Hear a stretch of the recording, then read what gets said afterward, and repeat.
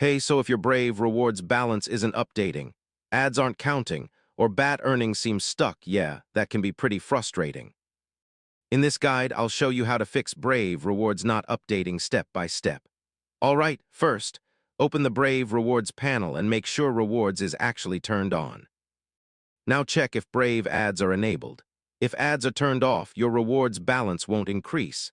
Set the ad frequency higher, like 5 or 10 ads per hour, so you can receive more reward notifications. Rewards syncing needs a stable internet connection, so make sure your device stays connected properly. Close Brave completely and reopen it. Yeah, sometimes Rewards just needs a fresh sync. Make sure you're using the latest version of Brave. Older versions can have Rewards syncing bugs. Some privacy or notification extensions can block Rewards ads, so disable them temporarily. Brave Rewards ads aren't available equally in every country, so ad availability may vary depending on your region.